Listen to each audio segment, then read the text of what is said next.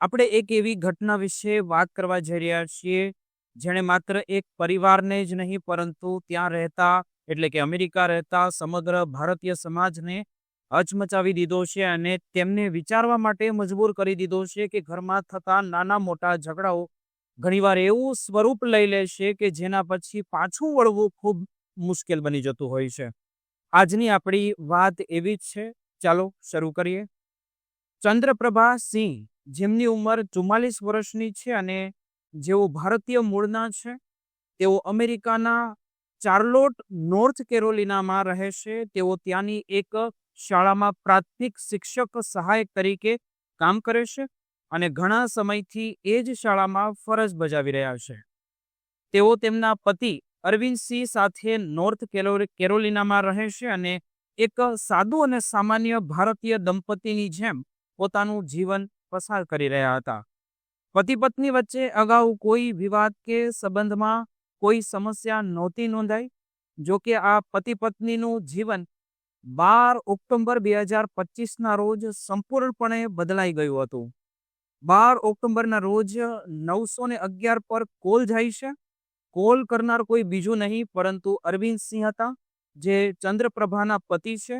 તે ઓપરેટરને જણાવે છે કે પોલીસને તરત જ મારા સરનામે મોકલો, કારણ કે મારી પત્નીએ છરી વડે મારી ગરદન પર વાર કર્યો છે. આ બંને એક સામાન્ય પતિ પત્ની હોવા છતાં આવી ઘટના તરફ વળી શકે છે તે વિશે આસપાસના લોકોને કોઈને ખબર ન હતી. જ્યારે પોલીસ ચંદ્રપ્રભા અને અરવિંદના સરનામે પહોંચે છે ત્યારે તેઓ જે દ્રશ્ય જુએ છે તે જોઈને આશ્ચર્યચકિત થઈ જાય છે.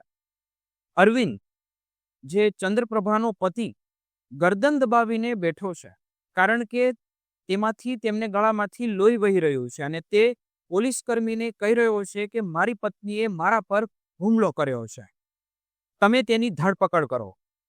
પોલીસ તરત જ એમ્બ્યુલન્સને જાણ કરે છે અને એમ્બ્યુલન્સ અરવિંદને લઈને હોસ્પિટલ જવા માટે રવાના થઈ જાય છે.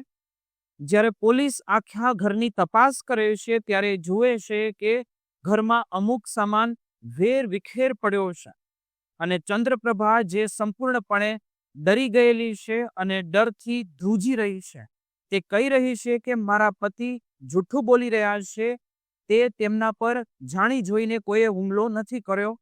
ચંદ્રપ્રભા પોલીસને જણાવે છે કે હું રસોડામાં રસોઈ બનાવી રહી હતી અને મારા હાથમાં ચાકુ હતું અને અરવિંદ સાથે મારી કોઈક વાત ઉપર ચર્ચા ચાલી રહી હતી.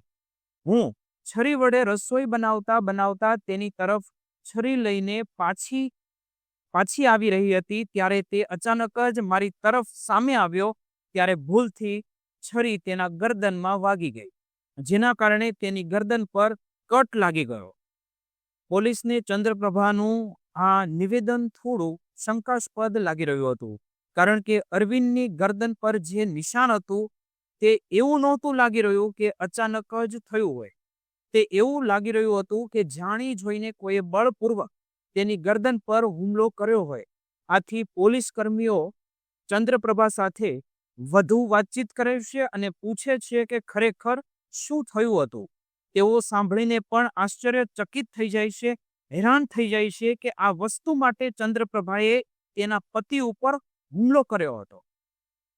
ચંદ્રપ્રભા કહી રહી હતી કે હું ઘણા દિવસોથી મારા પતિ અરવિંદને કહી રહી હતી કે ઘરની સાફ સફાઈમાં મને મદદ કરે, ઘરના કામોમાં મદદ કરે અને પોતાના રૂમને અને ઘરના બીજા રૂમોને સાફ કરે, પરંતુ અરવિંદ સાથે મારે જાણી જોઈને તેની વિનંતી માનતો નહોતો. તેના કારણે અમારી વચ્ચે થોડી ચર્ચા થઈ, ઝઘડો થયો અને પછી એ જ ચર્ચામાં ભૂલથી છરી અરવિંદના ગરદન ઉપર ચાલી ગઈ.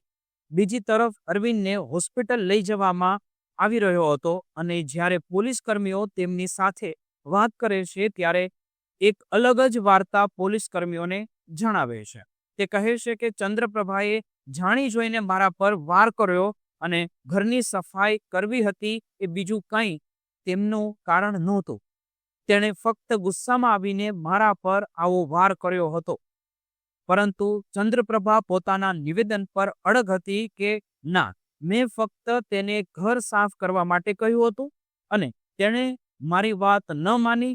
તેના કારણે અમારી વચ્ચે થોડી વાતચીત થઈ, ચર્ચા થઈ અને ઝઘડો થઈ રહ્યો હતો. આ ઘટના તરફ જ જોઈએ તો બાદમાં પોલીસે ચંદ્રપ્રભાની ધરપકડ કરી લીધી અને પોલીસ સ્ટેશન લઈ ગઈ. ધરપકડના તરત જ બાદ ચંદ્રપ્રભાને જામીન નહોતા મળ્યા, કારણ કે આ પ્રયાસપૂર્વક હુમલો કરવાનો કેસ હતો. જો કે પછીથી કોર્ટ તેને $10,000 બોન્ડ પર જામીન આપી દેશે. તેને સામાન્ય ભાષામાં તમે કહી શકો કે જામીન પર મુક્ત કરી દીધા.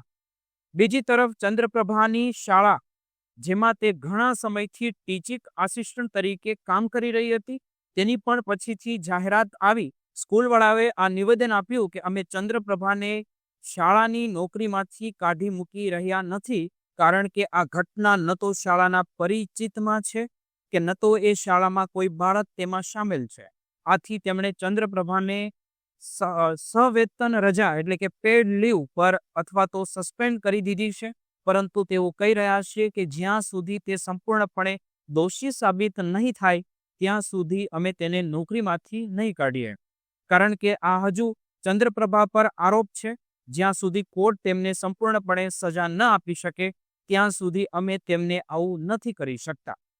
અને હવે અરવિંદ હોસ્પિટલમાં પોતાનો ઈલાજ કરાવી રહ્યો છે. સદભાગ્યે તે ઘાવ એટલો જીવલેણ નહોતો કે તે ઈજા એટલી ઊંડી નહોતી જેના કારણે તેના જીવનને કોઈ ખતરો થઈ શકે. તો આ સારી વાત છે. તે હવે ઠીક થઈ ગયો છે અને હોસ્પિટલમાં પોતાનો ઈલાજ પણ કરાવી રહ્યો છે. અહીં ચંદ્રપ્રભા જામીન પર બહાર છે, પરંતુ તેને હજુ પણ શાળામાંથી પગાર વગેરે સંપૂર્ણપણે તેમને મળી રહ્યું છે. હવે આના પર કેસ ચાલશે, કોર્ટની સુનાવણી થશે અને તેના પછી ખબર પડશે કે અંતે સાચું કોણ બોલી રહ્યું હતું. આ ઘટના આપણને એ શીખવે છે કે ઘણીવાર નાના નાના ઘરેલું ઝઘડાઓ અને હિંસામાં બદલાઈ જાય છે.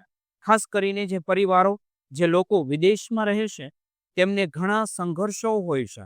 ખાસ કરીને જે નવા યુવાનો, પરણેલા યુગલો આ દેશમાં આવે છે, એટલે કે અમેરિકા કે કોઈ બીજા દેશમાં આવે છે, તેમની પાસે બીજું કોઈ વ્યક્તિ, ભાઈ બહેન, માતા પિતા કે કોઈ એવા સપોર્ટ સિસ્ટમ નથી હોતા જેની સાથે તેઓ પોતાનું દિલ હળવું કરી શકે. પતિ પત્નીમાં કોઈ મનમુટાવ હોય તો તેને સ્પષ્ટ રીતે કહી શકે. આપણા દેશમાં તો એટલા સહયોગ સાથે હોય છે, કોઈની સાથે આપણે વાત કરી શકીએ છીએ, કોઈની પાસેથી આપણે સલાહ લઈ શકીએ છીએ અને કોઈ આપણને સલાહ આપી પણ શકે છે. કોઈ ઘરવાળું એવું હસ્તક્ષેપ કરીને તેમની સમસ્યાનું નિરાકરણ પણ લાવી દેશે. પરંતુ બહાર દેશોમાં આ સમસ્યા હોય છે કે લોકો એકલા રહે છે. બીજું કામ, જે કામનું દબાણ, પરિવારનું દબાણ, દર મહિને બિલનું દબાણ કે પછી ઘરનું ભાડું, ઘરનો હપ્તો, બધું જ એવું હોય છે. તો ઘણીવાર શું થાય છે કે પરિવારો, પતિ પત્ની કે વસ્તુઓ અંદર ને અંદર રાખે છે અને અંદર ને અંદર બધું સંગ્રહિત થતું રહે છે અને પછી એક દિવસ જ્વાળામુખીની જેમ તે ફાટી નીકળે છે. આ જ સમસ્યાઓ હોય છે, જેના કારણે ખાસ કરીને બહારના સંબંધોમાં સમસ્યા આવે છે, કારણ કે તેમની પાસે એવો કોઈ સપોર્ટ સિસ્ટમ નથી હોતો જેવો આપણા દેશમાં છે. આ કેસમાં પણ એવું જ લાગી રહ્યું છે કે આ કોઈ એક દિવસ પહેલાની વાત નથી થઈ કે પત્નીએ કે પતિએ ઘરનું કામ ન કર્યું હોય તો પણ તેના કારણે આવી ઘટના થઈ હશે. આ ઘણા દિવસો કે ઘણા સમયથી ધીમે ધીમે પાકી રહ્યું હશે અને અંતે તેનું પરિણામ આજે આ આવ્યું છે. હવે તમે જુઓ કે ભલે ભૂલ ગમે તેની હોય કે ન હોય, જો કે તે કડ ઊંડો લાગી જાત તો અરવિંદને કંઈ પણ થઈ જાત તો ચંદ્રપ્રભાનું ભવિષ્ય શું થાત?